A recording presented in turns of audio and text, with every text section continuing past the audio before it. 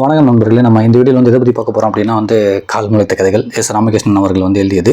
இந்த புத்தகத்தை பற்றி தான் நம்ம நிறைய வீடியோஸ் இந்த சேனல் அப்லோட் பண்ணிக்கிட்டு இருக்கோம். இந்த புத்தகத்தில் என்ன இருக்கும் அப்படின்னா உலகம் பூரா இயற்கையாக உருவான சில விஷயத்துக்கு ஒரு கதைகள் அந்த ஊர் மக்கள் நம்புகிறாங்க.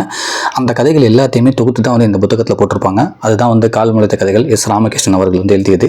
இப்போ இந்த வீடியோவில் ஒரே ஒரு கதையை மட்டும் பார்க்க போகிறோம். பூக்களுக்கு வாசனை எப்படி உருவாச்சுன்னு சொல்லிட்டு அயர்லாந்தில் ஒரு கதை நம்புகிறாங்களாம். கதையே இவ்வளோ தான் இருக்கும். சின்ன பசங்களுக்குமே அழகாக சொல்லிக் கொடுக்குற மாதிரி தான் இருக்கும். இதை வாங்கி வாசித்து சின்ன பசங்களுக்கு சொன்னால் கூட அவ்வளோ அழகாக அவங்க கேட்பாங்க. பூக்களுக்கு எப்படி வாசனை வந்துச்சுன்னு சொல்லிட்டு அயர்லாந்தில் ஒரு கதையை நம்புகிறாங்க. இதுக்கு முன்னாடி பூக்களுக்கு வாசனைகளே இல்லை.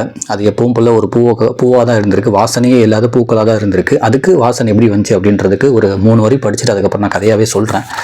பூக்களுக்கு வாசனை எப்படி வந்தது? முந்தைய காலத்தில் மரத்தில் செடிகளில் இருந்த பூக்களுக்கு நிறம் மட்டுமே இருந்தது, வாசனை கிடையாது. ஒரு நாள் காட்டுப்புலி ஒன்று தன் வாயில் ஒரு குழந்தையை கவ்வி கொண்டு வருவதை மலைவாசிகள் பார்த்தார்கள். குழந்தை புலியை கண்டு பயப்படாமல் சிரித்து கொண்டே இருந்தது.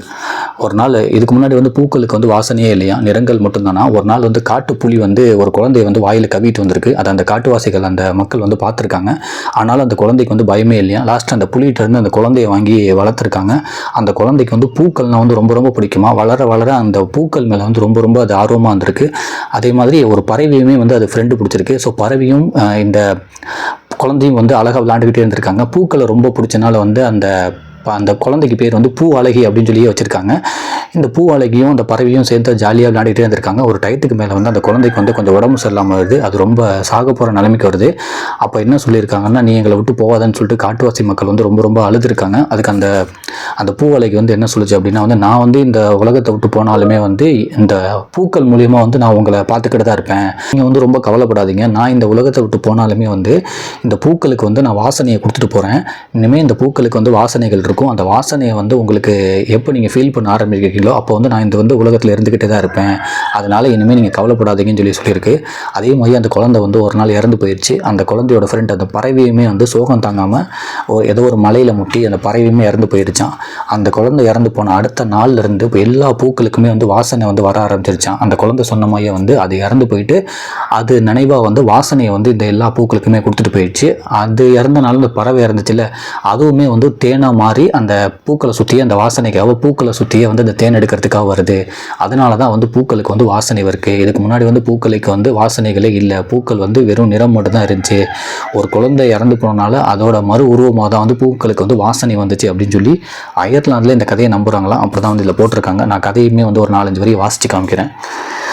இருவரும் ஒன்றாக சுற்றினார்கள். ஒரு நாள் பூ அழகிக்கு உடல் நலம் இல்லாமல் போய் அவள் சாகும் நிலையை அடைந்தால் மலைவாசிகள் அதை கண்டு கண்ணீர் விட்டார்கள். அவளோ தான் இறந்து போனாலும் அவர்களை விட்டு பிரிய மாட்டேன் என்று சொல்லிவிட்டு தன் சிரிப்பு இனிமேல் உலகில் உள்ள பூக்களுக்கு எல்லாம் வாசனையாக மாறிவிடும் என்று சொன்னால், அவள் சாவதை கண்டு தாங்க முடியாத பறவை தானும் பாறையில் மோதி செத்து போனது. அவள் இறந்த மறுநாள் காட்டில் இருந்த பூக்கள் எல்லாமும் நறுமணம் வீச துவங்கின. நறுமணம் வீச துவங்கின. அதுவரை அவளோடு இருந்த பறவை இப்போது தேன் சீட்டாக பிறந்து ஒவ்வொரு பூவிலும் அவள் இருப்பதை உணர்ந்து பூவாக சுற்றி அலைந்து பறக்கிறது.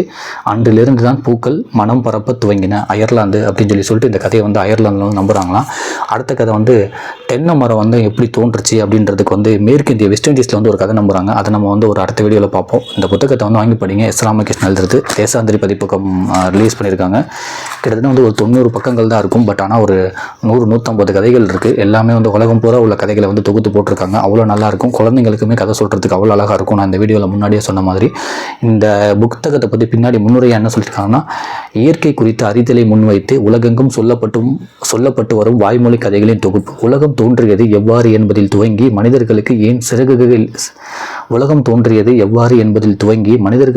சிறகுகள் இல்லை என்பது வரை பல்வகைப்பட்ட கதைகள் இதில் அடங்கியுள்ளன. உலகை புரிந்து கொள்ள கதைகளை எளிய வழி என்கிறது இத்தொகுப்பு அப்படின்னு சொல்லி உலகத்தை புரிஞ்சு கொள்றதுக்கு இந்த தொகுப்பு உங்களுக்கு ரொம்ப யூஸ்ஃபுல்லாக இருக்கும் அப்படின்னு சொல்லி உலகம் ஃபுல்லாக உள்ள கதைகளை தொகுத்து இதில் போட்டிருக்காங்க.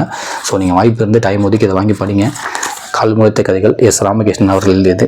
நன்றி.